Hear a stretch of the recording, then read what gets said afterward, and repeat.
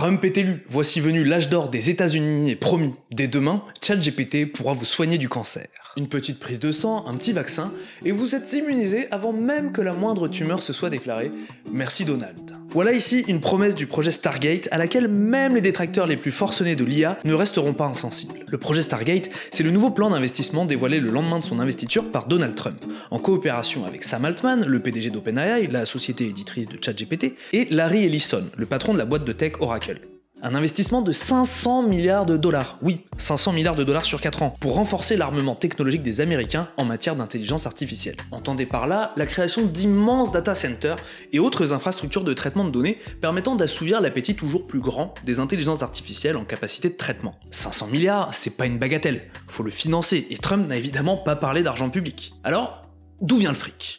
Si les investisseurs seront multiples et restent encore à identifier sur la durée du projet, on a déjà 100 milliards de dollars sur la table. Et c'est pas un bienfaiteur anonyme. Le refinanceur, qui se tient ici derrière Donald Trump, dans la salle Roosevelt, c'est Masayoshi Son, le PDG de SoftBank, une méga banque d'investissement japonaise. On pourrait parler des heures durant des enjeux d'une telle force de frappe dédiée à l'IA, sur les risques que ça va nous poser, ou sur la réalité de ses promesses. Parce que les promesses, elles sont de taille. Et quand j'ai parlé de soigner le cancer dans l'intro, c'était pas de l'engagement de bait. C'est Larry Ellison qui l'a dit. Et ça a de la gueule sur le papier.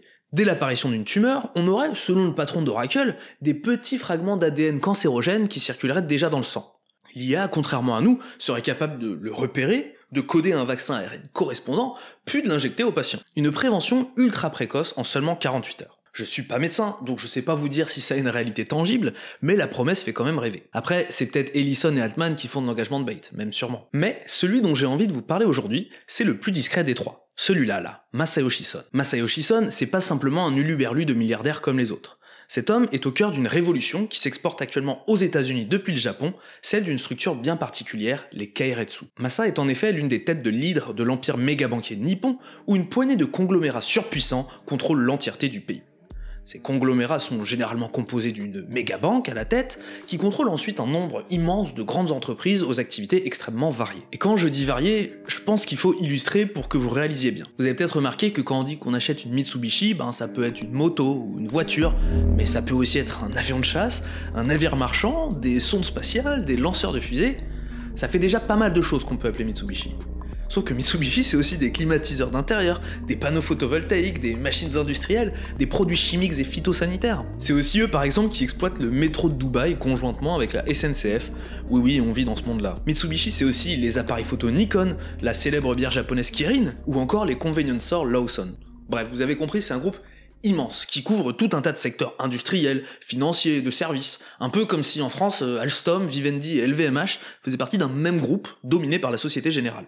Je m'appelle Alcide et dans ce nouvel épisode de Sortie d'usine, je vous propose, au vu de l'actualité récente outre-Atlantique et à travers la personnalité unique de Masayoshi Son, l'homme qui prétend avoir une vision à 300 ans pour son groupe tentaculaire SoftBank, d'analyser un peu le fonctionnement dystopique des Keiretsu et de voir comment ces abominations, qui ont aspiré les méga corpos de Cyberpunk 2077, pourraient avoir trouvé, avec l'élection de Donald Trump, un terreau favorable pour étendre leur capitalisme de réseau à la planète entière. La dystopie Masayoshi à l'assaut du monde.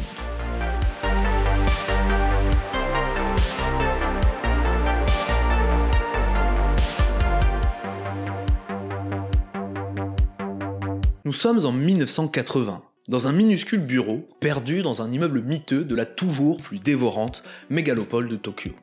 Grimpant maladroitement sur 2 cajots de pommes empilés au sol, un petit homme aux cheveux mi-longs s'adresse à ses 2 employés à mi-temps fraîchement arrivés. « Les gars, il va falloir m'écouter, parce que le président de cette société, c'est moi.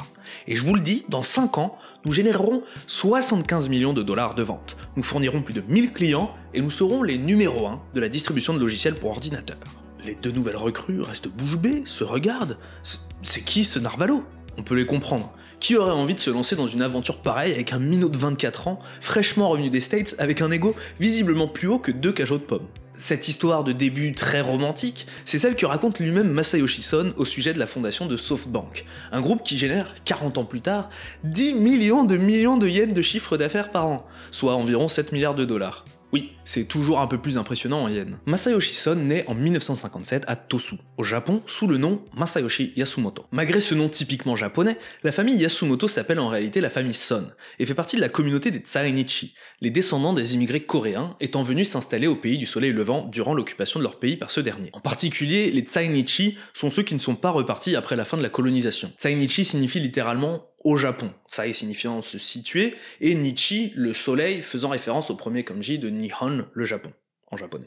Alors, si vous connaissez un peu l'histoire des relations Japon-Corée, qui sont aujourd'hui encore assez désastreuses, et que vous ajoutez à cela l'ouverture d'esprit, généralement assez limitée qu'on connaît de la société japonaise envers ce qui est différent, on comprend aisément pourquoi la famille Son a préféré abandonner son vrai nom pour lui préférer celui de Yasumoto. Et cette identité étrangère, Masa la cache secrètement. Il raconte encore aujourd'hui.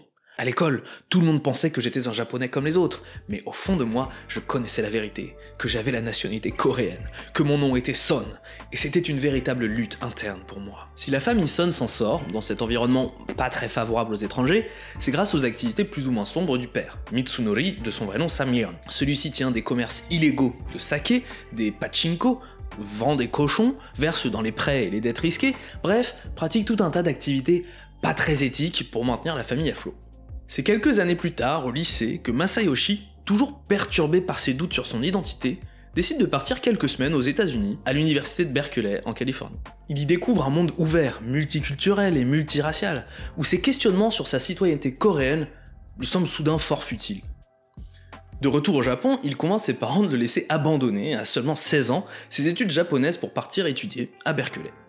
Il se formera alors techniquement, mais s'ouvrira également au tumulte du capitalisme rayonnant des années 70, alors que la Silicon Valley voit naître les premiers ordinateurs personnels et les premiers géants technologiques dans un contexte de contre-culture extrêmement prégnante, où l'innovation technologique est encore vue comme une utopie.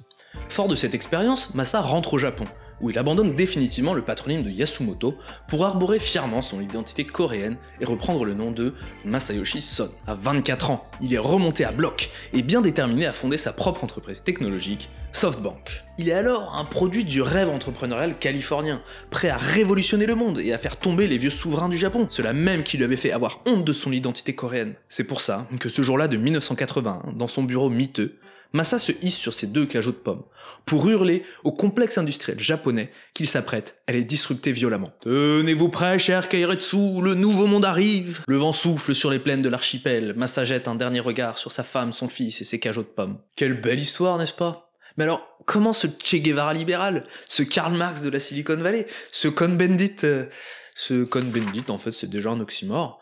Comment ce révolutionnaire entrepreneur a-t-il pu se retrouver, 40 ans plus tard, derrière le pupitre de Donald Trump ? Pour connaître Masa, il faut d'abord connaître son ennemi. Et le moment semble bien choisi pour vous parler enfin de ces fameux Keiretsu.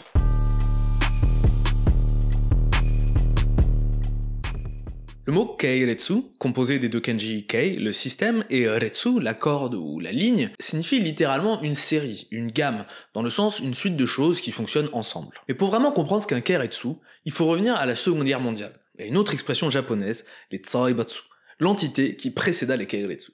Cette fois, Tsaibatsu n'a pas vraiment de traduction littérale. On décompose les termes avec Tsai, les biens matériels, la fortune, et Batsu, le clan, la faction.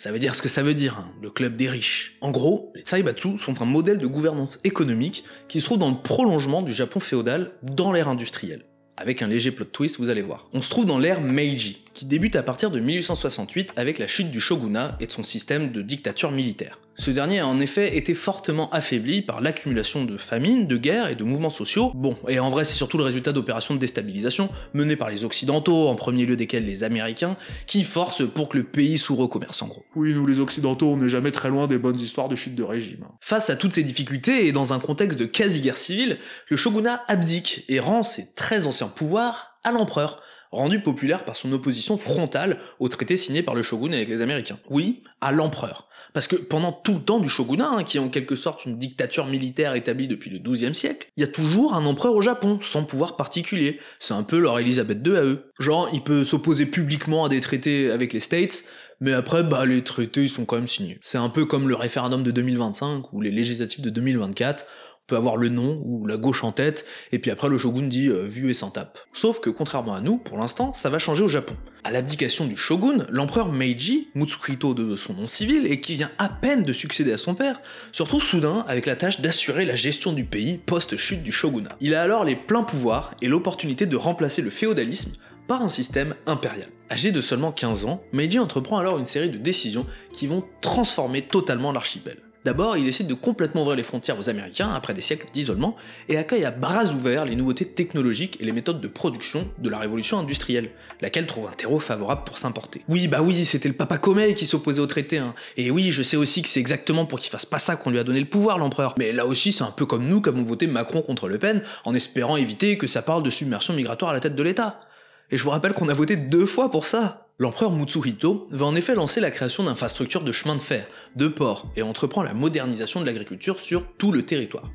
Enfin, le souverain s'arme également d'une puissante industrie sidérurgique qui, vous l'imaginez, va avoir un sacré impact dans le rôle militaire et géopolitique joué par le Japon dans les décennies suivantes. Naturellement, et sans rentrer trop dans les détails de l'histoire japonaise, et je suis d'accord, c'est un peu osé de ma part de dire ça alors qu'on est remonté au shogunat pour parler du projet Stargate. Ce pouvoir tout nouveau et cette économie explosive créent de nombreux débats politiques sur ce que devrait être le nouveau Japon, le pays se trouvant projeté dans une nouvelle ère civilisationnelle. Les débats sont très agités entre les tenants d'une vision plus libérale et les monarchistes qui soutiennent un pouvoir absolu de l'empereur. Les conflits politiques violents émaillent le territoire entre la bourgeoisie libérale qui voudrait faire valoir une vision plus démocratique, avec des promesses de régime parlementaire, voire même avec du suffrage, et les tenants de l'impérialisme monarchique qui eux sont au pouvoir et souhaitent le conserver. Pour stabiliser son régime, l'empereur a alors l'idée de faire des cadeaux à la fois à cette bourgeoisie marchande et aux anciens clans féodaux et à la classe déchue des samouraïs pour calmer tout le monde. D'une main, il va offrir une compensation à la caste des samouraïs, à la fois pour la perte de leur statut et celle de leur salaire, puisque sous le shogunat, ils étaient payés en tonnes de riz. Cette fois, l'empereur va les dédommager sous la forme de bons du trésor. De l'autre main, il va répartir à prix cassé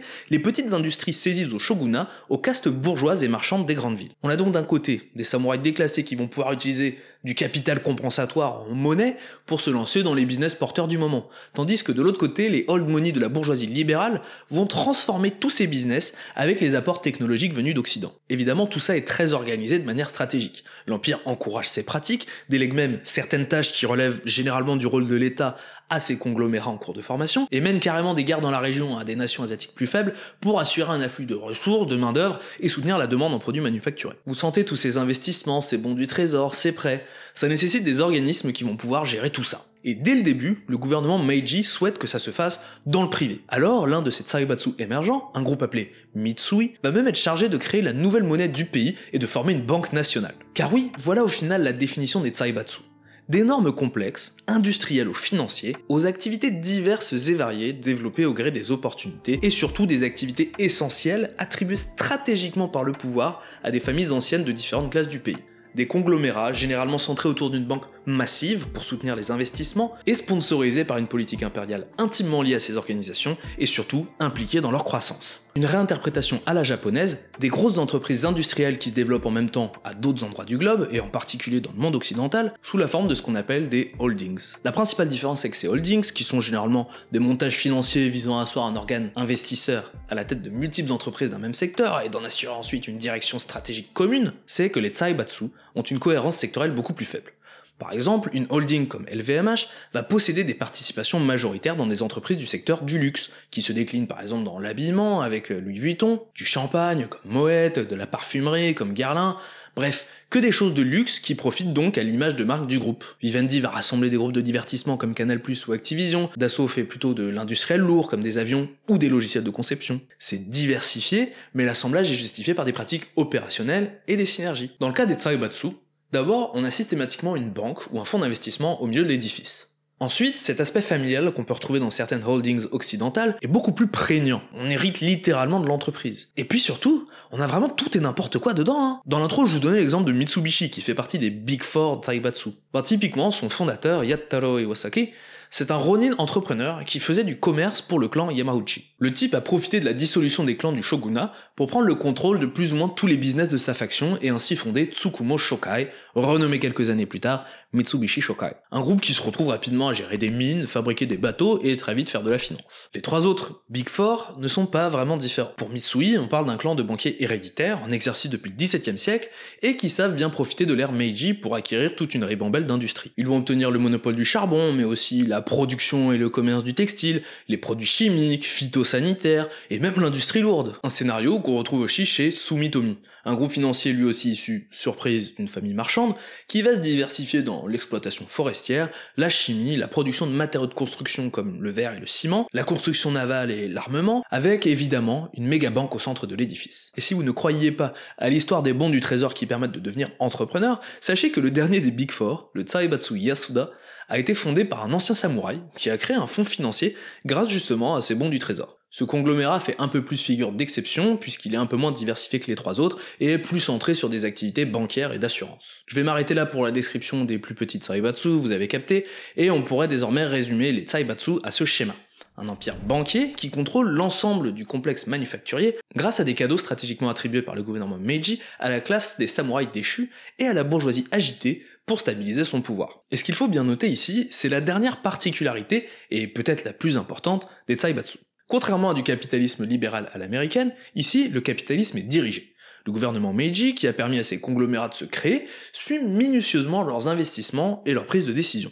Tous les cadeaux qui leur sont faits sont stratégiques pour soutenir une approche extrêmement planifiée de l'économie et de la production. Et tout cela est permis par un modèle de gouvernance, une architecture extrêmement pyramidale, beaucoup plus hiérarchisée que le capitalisme occidental qui lui est contemporain. Tous les ordres proviennent du haut et descendent par le cerveau, la banque, vers les organes et les membres du corps, les industries. Ces structures vont enclencher un développement sans précédent du complexe militaro-industriel japonais et lui permettent de contrôler une partie importante de l'Asie-Pacifique jusqu'à ce que la Seconde Guerre mondiale éclate. Durant cette période, le gouvernement militaire va carrément prendre le contrôle des plus petites Zaibatsu en évinçant les familles à leur tête et s'appuyer sur un nombre réduit d'entre eux, les plus gros, pour les contrôler plus facilement. Bon, comme vous le savez, dans cette guerre, les Japonais font le mauvais choix, et préfèrent choisir le petit moustachu plutôt que de s'allier aux États-Unis. Et vous connaissez l'histoire, quelques Pearl Harbor vont légèrement échauffer l'oncle Sam, et l'archipel sera bientôt défait avec des grosses boules de feu, puis occupé par les États-Unis. Entre 1945 et 1951, le pays est supervisé par le général MacArthur. Mais si, vous le connaissez, c'est le type au cigare là. Même que c'est lui qui a écrit la constitution du Japon, encore en vigueur aujourd'hui. Son surnom sur place, c'est Gaijin Shogun. Bref, MacArthur, il est là pour transformer l'impérialisme japonais, qui dominait l'extrême-orient de la Mandchourie à l'Indonésie, en petit Pikachu tout kawaii, histoire que les ricains aient plus jamais de problème de ce côté du Pacifique. D'abord, le général interdit au Japon d'avoir des armées. C'est littéralement écrit dans leur constitution. Nous, peuple japonais souverain, renonçons pour toujours à la guerre. Les forces terrestres, marines et aériennes sont pour toujours bannies. Et ça, c'est d'ailleurs toujours le cas aujourd'hui, même si dans les faits, ils se sont dotés assez vite de forces d'autodéfense qui tiennent lieu et place d'armées sans qu'on les appelle comme ça. Ces dernières n'avaient jusqu'en 2015 pas le droit d'intervenir hors du sol nippon. Ensuite, et c'est ça qui nous intéresse, pour démanteler la capacité militaire du Japon, MacArthur s'attaque également à leurs industries, et en particulier aux Zaibatsu, qui ont été la colonne vertébrale de la capacité de frappe japonaise. Mais il y a un risque, l'économie japonaise est déjà au sol, et les États-Unis ne veulent pas gâcher la merveilleuse opportunité d'un vaste marché à pénétrer, d'autant qu'ils occupent le territoire. S'attaquer trop frontalement au conglomérat déjà en crise, c'est un petit peu comme mettre des blagues sur dans son script en 2025, c'est frapper un homme à terre. Le Gaijin Shogun va donc demander aux Zaibatsu « Indiquez-nous quelle est la meilleure manière de vous dissoudre ». La proposition retenue, puis validée par les ricains, sera alors d'interdire tout simplement ce format de gouvernance, en bannissant la construction de holdings et en cela la hiérarchie pyramidale. Mais sans procéder à une destruction des entreprises de la pyramide. On démonte, on dépiote, on répartit et on vend les filiales au grand public. Un peu radical comme résultat, non? On a dit qu'on voulait pas frapper un homme à terre. D'autant que si les Zaibatsu étaient elles-mêmes aux manettes pour gérer leur dissolution, on aurait pu s'attendre à ce qu'elles essayent de la mettre à l'envers aux Américains. Eh ben non, les Zaibatsu ont bel et bien disparu. Mais elles ont laissé place à des formations d'un nouveau genre, celles qui vont composer le monde où est né Masayoshi, nos fameux Keiretsu.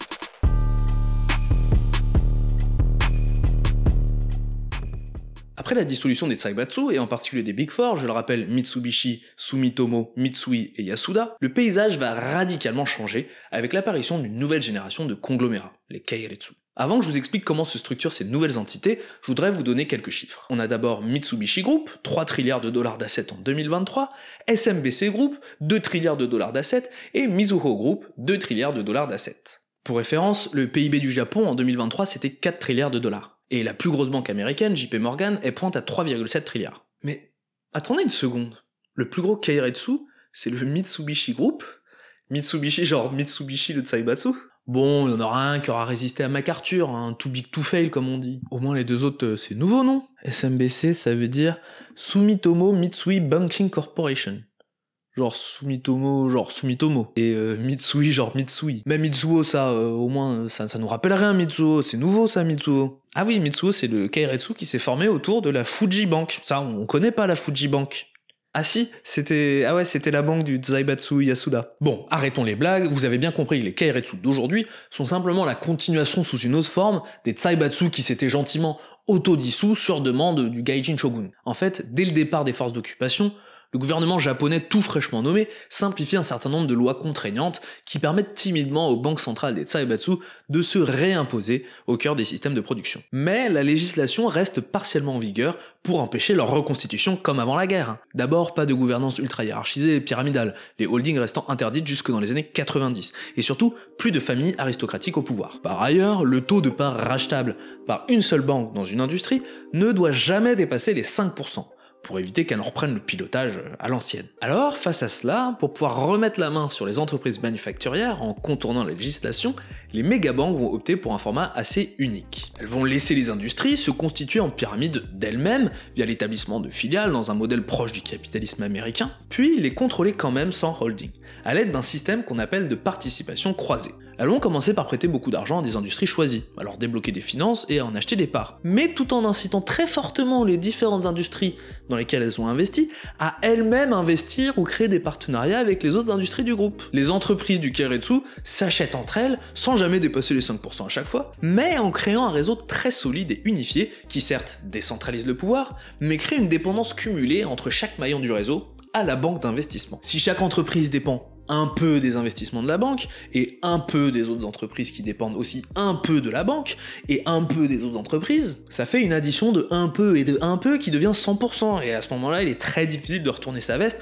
ou de partir sans tout perdre. Si c'est pas clair pour vous, regardez sur ce schéma. Chaque groupe possède un petit bout des autres groupes, et ils s'entrepossèdent, ce qui permet à la banque de contrôler le réseau sans jamais dépasser 5% de participation directe. On sort de facto de la gouvernance pyramidale, mais on aura plutôt une construction en forme de cercle. Ce montage financier crée évidemment des évolutions en termes de prise de décision. Exit les ordres descendants. Le système s'organise sous forme de réseau, et c'est ce qu'on appelle le capitalisme de réseau. Personne ne possède vraiment personne. C'est l'interconnexion des acteurs économiques qui assure à la finance son contrôle sur l'ensemble. Et cette interconnexion, il faut à la fois savoir l'exploiter et l'entretenir.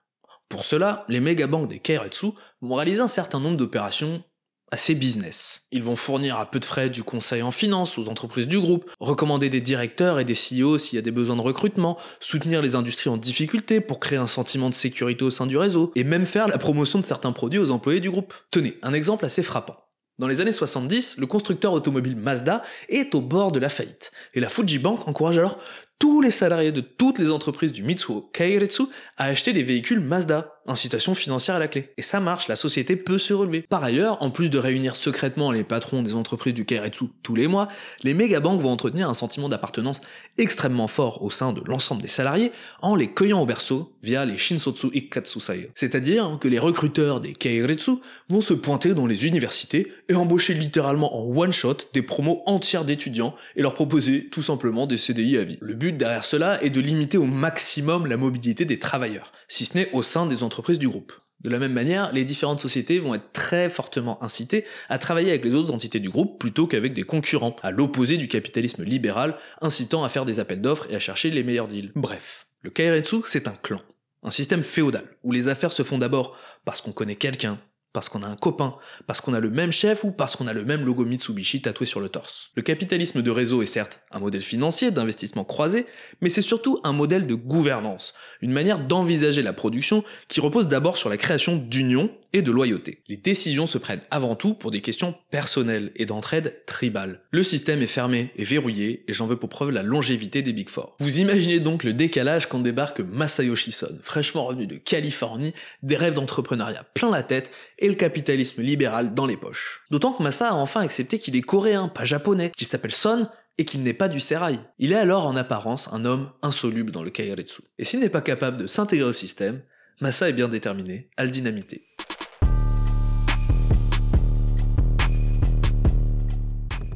L'ordinateur, c'est le crâne, le processeur, c'est le cerveau, Le logiciel, c'est la sagesse, et la donnée, c'est le savoir. Bien sûr, ce qui nous différencie, les humains, ce ne sont ni le crâne, ni le cerveau. Tout le monde en a. La différence, c'est la sagesse et l'information.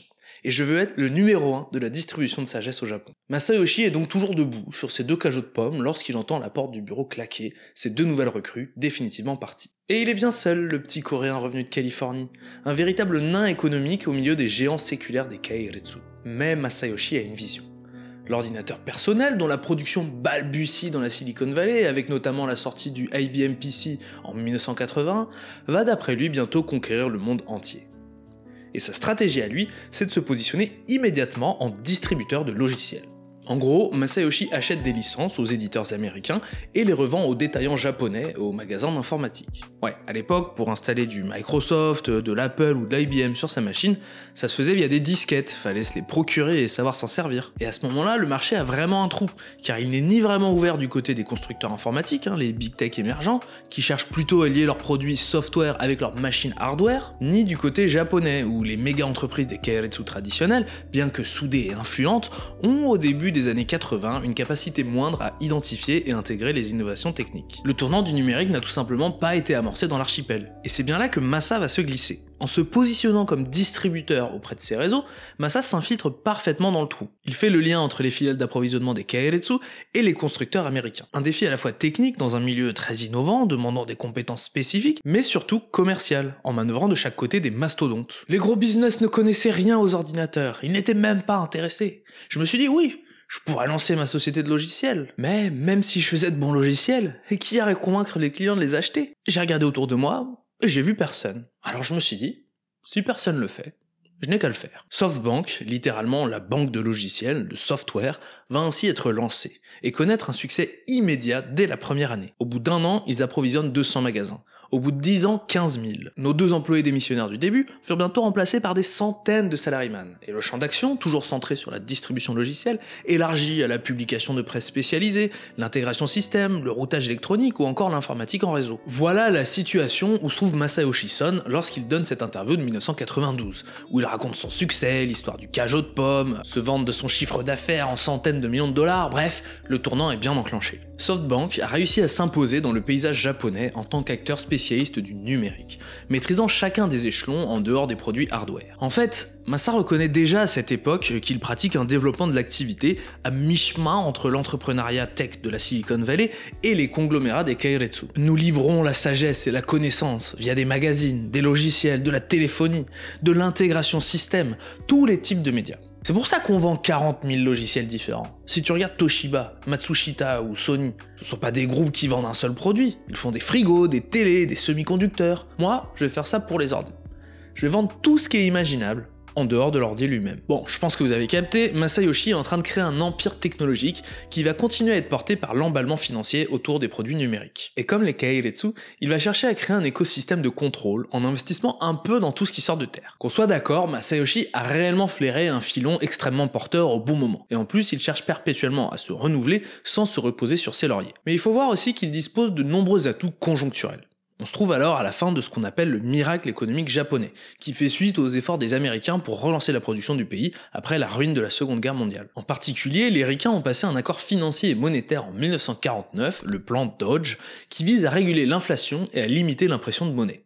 Un taux de change est ainsi fixé pour asseoir le yen sur le dollar, à hauteur d'1$ pour 360 yens, visant ainsi à stabiliser sa valeur. Cela va non seulement contribuer formidablement au redressement du pays en limitant l'inflation, mais également booster la compétitivité des exportations, en particulier à partir des années 60, puisque ce taux fixe très faible va progressivement provoquer une forte sous-valuation de la monnaie. On a là un problème classique de taux de change. Si ta monnaie s'échange virtuellement moins cher avec une autre que ce qu'elle vaut réellement sur ton territoire, ces produits vont se retrouver à être vendus moins cher dans cette monnaie que leur valeur réelle. En plus de ces exportations extrêmement boostées, le Japon devient très attractif pour les investissements américains, car tout semble peu cher quand on achète des choses en yens avec des dollars. De plus, la croissance démographique est au rendez-vous, avec notamment le rapatriement de tous les citoyens japonais de l'ancien empire colonial vers l'archipel. De plus, tous les ingénieurs employés par l'industrie militaire sont soudain disponibles pour les autres industries, un peu comme pour les 30 Glorieuses en Occident. Le Japon devient alors la deuxième puissance mondiale, et il truste même la première place dans les secteurs banquiers, automobiles et électroniques. Sauf que les États-Unis, ces exportations industrielles, ça commence un peu à leur casser les pieds, et notamment à les mettre en déficit commercial. Le dollar est beaucoup trop fort, eux aussi ils aimeraient bien exporter. Alors, un beau matin de septembre 85, le G5, comprenant les US, la France, l'Allemagne de l'Ouest, le Royaume-Uni et le Japon, signent les accords de Plaza, pour remettre un peu de justice dans les taux de change entre toutes leurs monnaies. En particulier, le yen ne sera plus protégé face au dollar, et donc plus sous-évalué, et naturellement il va voir sa valeur augmenter progressivement. Dès 1985, un dollar vaut 240 yens, puis 120 yens en 1988. Voyant venir cette dépréciation continue, les Japonais, qui avaient investi en dollars, se dépêchent de rapatrier leur monnaie dans l'économie nippone. Bah ouais, plus ils attendent, moins leurs dollars vaudront d'yens à la maison quand ils voudront reconvertir cette monnaie. On se retrouve alors avec énormément de flous au Japon, un capital qu'il faut à tout prix investir. Les assets étant en quantité limitée et l'argent coulant en flot, la valeur de tout ce qui est disponible à l'achat va augmenter exponentiellement. L'immobilier, les entreprises, bref, à partir de 1985, la valeur en dollars de tout ce qui ressemble de près ou de loin à un actif japonais explose. Le prix du foncier à Tokyo atteint des sommets complètement absurdes. Du genre, la surface du terrain du palais impérial vaut alors plus que tout l'état de Californie réuni. Et c'est pas une blague, c'est vrai. Vous l'aurez compris, c'est typiquement ce qu'on appelle une bulle spéculative. Et une bulle, ça explose. Enfin, dans ce cas-là, ça se dégonfle. C'est le fameux dégonflement de la bulle spéculative japonaise, donnant lieu aux 10 années perdues, où les actifs japonais vont perdre jusqu'à 3/4 de leur valeur, provoquer des faillites de banques et durant lesquelles le chômage explosera. Mais je vous parlais de conjoncture positive pour Masayoshi. Eh ben ouais, parce que paradoxalement, cette situation désastreuse, elle va permettre à notre héros du jour de tirer son épingle du jeu. Parce que pour compenser ce dégonflement, la Banque du Japon va lancer des prêts à 0,5%, un taux extrêmement faible, histoire de maintenir un minimum l'économie. Et pour Masayoshi, c'est du pain béni. Il profite alors des taux de change, des taux de prêts japonais ridicules et de l'immense marché en cours de mutation pour dépenser sans compter, en empruntant à tour de bras. À cette période, il n'hésite pas à acheter des entreprises pour 2 fois leur prix juste parce qu'il les veut. Et quand on lui dit « Masa, SoftBank à la base, c'est un distributeur de logiciels, c'est pas une banque de capital risque », il répond « Vous ne comprenez pas. Au Japon, l'argent est gratuit. » Bon, ça reste un investisseur qui continue de vanter sa vision. Il n'achète pas à l'aveugle, mais il sélectionne des entreprises prometteuses, qui commercialisent des produits ayant capacité à générer un effet de réseau. C'est-à-dire qu'il cherche non pas directement des biens de consommation, mais des technologies ou des concepts dont Masa pressent qu'elles vont s'infiltrer dans le reste de l'économie, et devenir par là essentielles par effet système. Dans ce processus d'achat en tout genre, Masa va notamment tomber sur une pépite en 1995, Yahoo, une petite start-up éditant un moteur de recherche concurrent à Google, mais qui se trouve franchement en galère à l'époque. Dans cette petite boîte, Masa va injecter 100 millions de dollars et ainsi former une joint venture, Yahoo Japan, qui va alors être la base de lancement pour tout un tas de services de télécom. Yahoo Weather, Yahoo News, Yahoo Mail, Yahoo Shopping, Yahoo Auctions, en gros à peu près tous les services en ligne que tu pouvais imaginer à l'époque, Masa les lance sur sa plateforme. Et le succès fulgurant de ces services au Japon et la bulle spéculative qui entoure les entreprises liées au numérique à la fin des années 90 vont alors propulser Masayoshi Son en haut du classement des personnes les plus riches du monde. Au début de l'année 2000, et alors que s'ouvre une nouvelle ère pour l'humanité, Masa est l'homme le plus riche du monde. Pendant 3 jours, mais quand même l'homme le plus riche du monde. Et pendant 3 jours, oui, parce que, on le redit, une bulle spéculative, ça sait pas faire grand chose d'autre qu'exploser. Et si le dégonflement de la bulle spéculative japonaise avait permis à Masayoshi de devenir quelqu'un, cette fois, l'éclatement de la bulle .com, c'est bien lui que ça va éclater.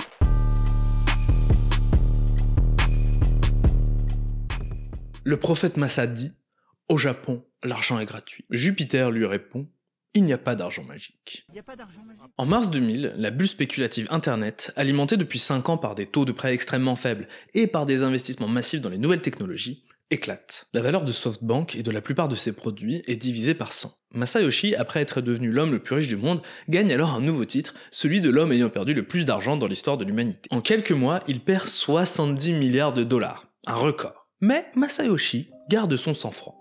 Plusieurs raisons à cela. D'abord, la bulle Internet, un peu comme la bulle japonaise, c'est un phénomène qui est lié au fait que le marché se rend compte soudain que la valeur attribuée à certains actifs est énormément surévaluée. En l'occurrence, les entreprises technologiques, qui ne se révèlent à ce stade pas profitables au niveau des attentes et semblent uniquement cramer du cash. Donc, les investisseurs se disent « Maintenant que tout le monde s'en rend compte que ça vaut moins cher que ça, il faut que je vende vite avant que le prix baisse plus. » Donc tout le monde se met à vendre simultanément et les valeurs crashent pour que les actifs retrouvent leur vraie valeur, ou en tout cas ce que le marché considère être leur vraie valeur. Mais Masayoshi, lui, refuse de considérer qu'il s'agit d'une bulle spéculative qui a éclaté. Pour lui, ce qui est spéculatif, c'est cette diminution, c'est l'éclatement de la bulle. Il reste persuadé que les entreprises technologiques ont une valeur très forte, et maintient qu'il n'y avait pas de bulle, il n'y avait pas de surévaluation, et que donc ça va naturellement remonter. En plus, pour tenir moralement dans ce crash, Masa nous sort un truc assez marrant. Il dit que quand il était riche, il était devenu malheureux, qu'il pouvait tout acheter, que la vie avait perdu son sens, et puis en perdant 99% de sa fortune, et bah le gars il a retrouvé le goût du travail et la valeur de l'argent. C'est beau quand même ces milliardaires qui découvrent la valeur de l'argent. Certes, sa société est ruinée, mais elle tient encore debout. Et un autre coup du destin va bientôt lui permettre de revenir dans le game. En octobre 1999, soit quelques mois avant le crash, Masa avait en effet, au travers de Yahoo Japan et de SoftBank, investi 20 petits millions de dollars dans une autre petite boîte chinoise qui s'appelle Alibaba. Cet investissement, il l'avait d'abord fait parce qu'il avait apprécié la personnalité de Jack Ma, son fondateur.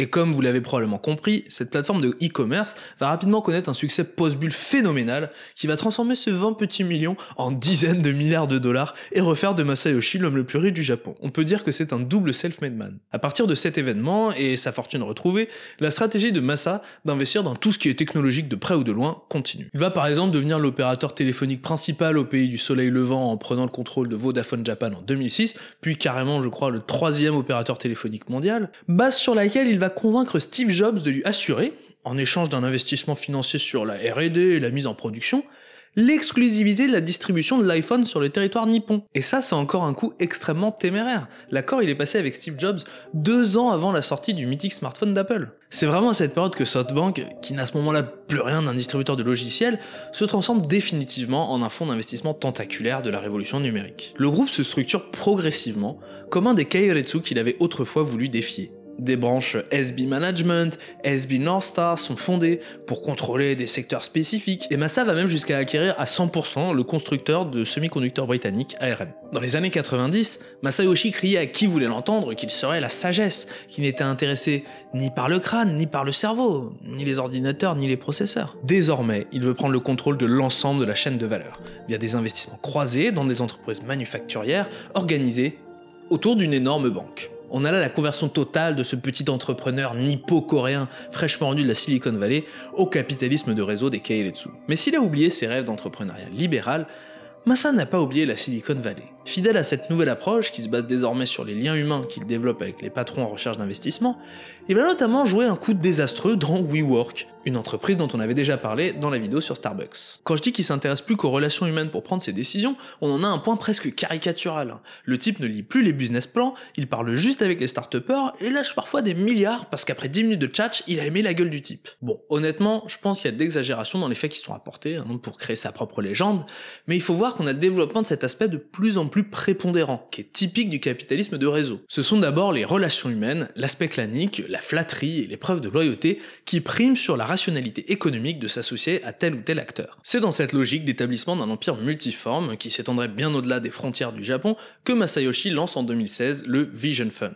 En partenariat avec Mohammed Ben Salman, le prince héritier de l'Arabie Saoudite, Masa se donne pour objectif de constituer un fonds d'investissement dédié aux valeurs technologiques, en visant un portefeuille d'une valeur de 100 milliards de dollars pour commencer, ce qui en ferait le plus gros fonds d'investissement de la tech. Un objectif pharaonique auquel il parvient pourtant dès 2017, en comptant notamment sur les apports d'Apple, du patron d'Oracle Larry Ellison, ou encore de gouvernements étrangers comme celui de l'Émirat d'Abu Dhabi. Le fonds est alors géré en direct par des filiales de SoftBank et va contribuer à la stratégie d'investissement croisé en prenant des parts dans des entreprises très variées comme les VTC et livreurs d'Uber, les semi-conducteurs Nvidia, le chinois ByteDance qui produit TikTok, la néobanque Revolut ou encore eToro et FTX, des acteurs majeurs de la crypto. L'empire Masayoshi finit sa transformation en capitalisme de réseau, cherchant via le Vision Fund à impliquer à la fois les plus petits dans lesquels il investit, tout en ramenant dans son giron des plus grosses entreprises, voire même des états entiers, qui vont mettre eux la main au pot. L'intrication des investissements reproduit cet écosystème typique des keiretsu.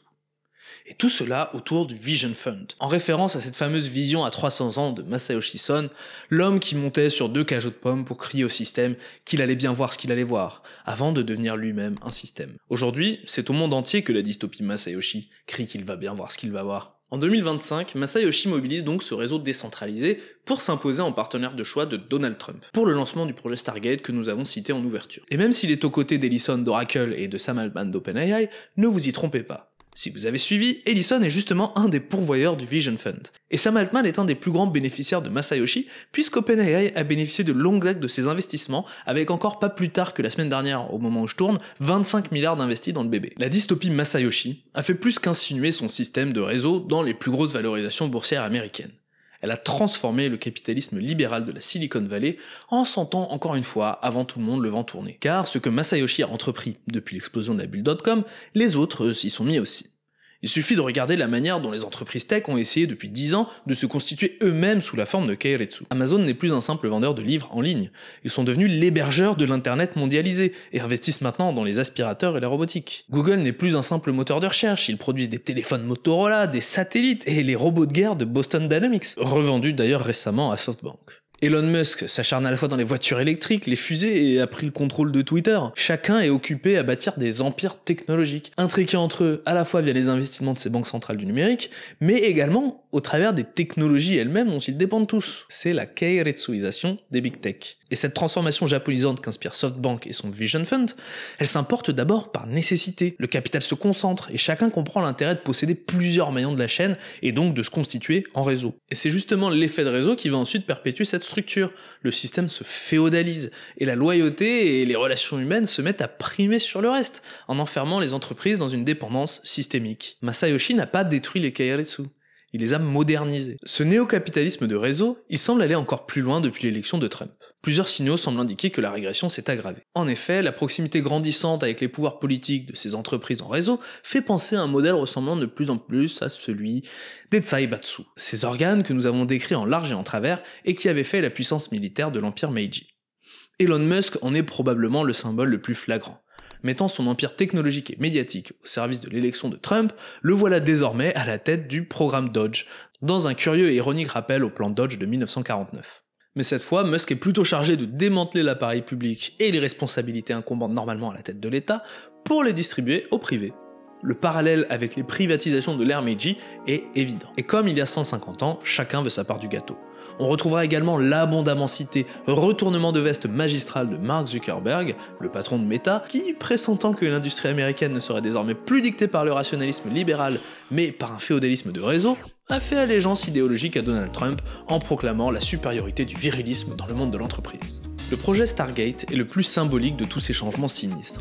On retrouve des acteurs technologiques interdépendants, addicts à d'immenses fonds d'investissement, les trois hommes se tenant bien sagement derrière un chef d'État qui décide de tout dans l'intérêt de ses politiques belliqueuses. Avec, cerise au pipi sur le gâteau de merde, les promesses dystopiques de l'IA et une coloration orange tirant bien sur le brun pour le poste de décideur suprême. Oui, je sais, on en viendra presque à regretter les entrepreneurs libéraux de la Silicon Valley d'avant, qui ressembleraient presque à des hippies par rapport aux conglomérats banquiers et trumpolâtres qui sont devenus la norme désormais. On dirait bien que tout devient pire tout le temps. Mais moi, personnellement, si j'en admets que le risque est grand et que l'ennemi est plus puissant que jamais, j'y vois avant tout une victoire idéologique. Le politique est, finalement, plus puissant que tout le reste. Je m'explique. Comprenez-moi, à bientôt 30 ans, j'ai grandi dans un monde où on traitait les gauchistes de rêveurs, et on nous répétait à foison que nous étions irrationnels, que jamais plus la politique ne pourrait imposer quoi que ce soit au marché, que c'était le privé qui faisait la loi, et que ce serait plus jamais autrement. On nous a même dit c'est la fin de l'histoire, le profit et la finance dirigent, la politique n'est là que pour accompagner. Mais ces événements nous montrent que le politique est toujours là, et qu'il peut être plus fort que le privé, et qu'il peut même le diriger. Alors certes, quand on se tape un Donald Trump, une Giorgia Meloni, ou bientôt peut-être une Alice Weidel ou même une Le Pen, ça fait un grand froid dans le dos. Mais la politique, c'est aussi l'espoir. Parce qu'à ce que je sache, la démocratie n'est pas encore abolie. Et en définitive, je fais peut-être partie de ces gauchistes qu'on traitait de rêveurs, car personnellement, je crois encore qu'on peut l'éviter le fascisme. Je crois encore qu'on peut empêcher tous ces vendeurs de cauchemars d'accéder aux manettes d'un capitalisme de réseau dirigé. Je crois encore qu'on peut éviter de recréer l'empereur Hirohito et son complexe militaro-industriel fascisant. Déjà, on n'a pas encore perdu, mais la différence c'est que maintenant, on sait que si on gagne, on pourra réellement changer les choses. Oui, je vous ai fait peur pendant 40 minutes pour vous balancer 30 secondes d'optimisme à la fin, je comprendrais que vous soyez pas convaincus, mais la leçon elle est là. On a encore du pouvoir. La politique décide encore de ce qui se passe dans ce monde, et on décide encore du politique. Les Masayoshi, les Musk et autres Zuckerberg ne peuvent imposer leur dystopie que parce qu'on vote pour qu'ils le puissent. Alors, à notre échelle, continuons nous aussi de nous constituer en réseau. Le combat n'est pas perdu. Cette vidéo touche à sa fin, merci beaucoup de l'avoir regardé jusqu'au bout, c'était encore un gros sujet pour montrer les mutations les plus récentes du capitalisme, j'espère que ça vous aura plu, et j'espère aussi que les gens qui attendent une vidéo depuis 6 mois ne sont pas déçus. Évidemment, je vous invite à soutenir mon travail en laissant un pouce bleu, en vous abonnant et en partageant, et puis surtout à soutenir mon moral en me laissant un petit commentaire gentil. Y a pas besoin d'écrire grand chose, juste soyez sympa. On a vu aujourd'hui comment évoluait le mode de gouvernance de notre économie. Mais si vous découvrez la chaîne, je vous recommande d'aller voir cette vidéo sur le techno-féodalisme qui est vraiment complémentaire pour avoir le pendant plus économique de cette mutation. Et si vous voulez plus de choses en relation avec Masayoshi, il y a dans cette vidéo de Starbucks une histoire plus détaillée du désastre qu'a été son investissement dans WeWork. En attendant, je vous embrasse, n'oubliez pas de refuser les cookies et de tenir la porte aux personnes âgées. C'était Alcide pour Sortie d'usine, Filaka.